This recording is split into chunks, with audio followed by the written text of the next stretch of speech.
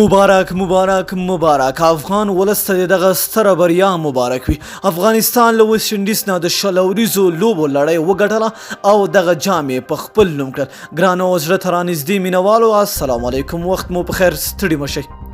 د افغانستان کرکټ ملي لوبډلې نن یکشنبه ویسټ انډیز ته د شل اوریزو سیالیو د لړۍ دریمه او مهمه لوبه کې په 29 منډو ماتې ورکړه او له دې سره د شل اوریزو لوبو لړۍ هم وګټله.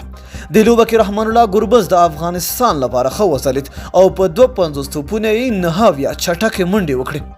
د لوبې پچه افغانستان وګټله او لومړی د منډو جوړولو پریکړه وکړه او په خپلو ټاکلو شل اورونو کې په 8 ویکټو 156 منډې وکړې. د افغانستان د پاڼۍ پیل ښه نه و او په لومړی اور کې د حضرت الله زازي ویکټه وبایلله. نوموړي د کورټیل په توپ په 0 آوټ شو. رحمان الله ګربز نن یو ځل بیا ښه لوبه وکړه او یوازې په 30 توپونه یې خپله 50 پوره کړه او ورسره یې د افغانستان پاڼۍ هم تر یوه بریده سنبال کړه. د ګربز او اصغر افغان ترمنځ د 50 منډو ملګرتیا هم وشوه. اصغر افغان په 14 اور کې خپله ویکټه وبایلله او په 20 توپونه یې 24 منډې وکړې. د 150 منډو هدف لپاره د ویسټ انډیز لوبډلې پیل هم ډیر ښه نه و او هیڅ دوه لوبغاړي ونه توانېدل چې خپله پاڼۍ کې کومه ډیره اوږده ملګرتیا وکړي. مجیب زدران د خپل دویم اور په لومړی توپ د سایمنز ویکټه واخیسته او په دې توګه یې افغانستان ته په توپ اچونه کې ښه پیل وکړ.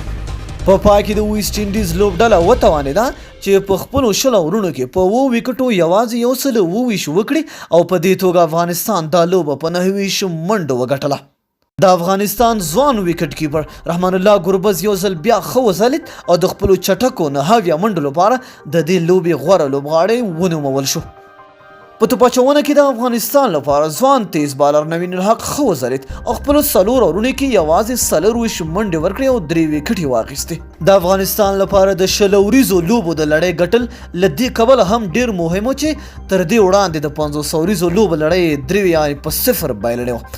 یاد دې وي چې د شل اوریزو لوبو وروسته به دواړه لوبډلې د لکناو ښار په همدې اکانا میدان کې یوه ټیسټ لوبه هم کوي چې دا به د افغانستان او ویسټ انډیز لوبډلو ترمنځ لومړنۍ ټیسټ لوبه وي. نو ډیره مینه او مننه چې ویډیو مو راسره تر پایه ولیدله. نو که تاسو هم د افغانستان مینوال یاست نو دغه ویډیو درسره لایک کړئ او د خپلو دوستانو سره شیر کړئ او یو ښکلې غوندې جمله د افغانستان لوبغاړو په هکله لاندې په کمنټ کې راسره پرېږدئ. تر بلې ویډیو د الله په امان.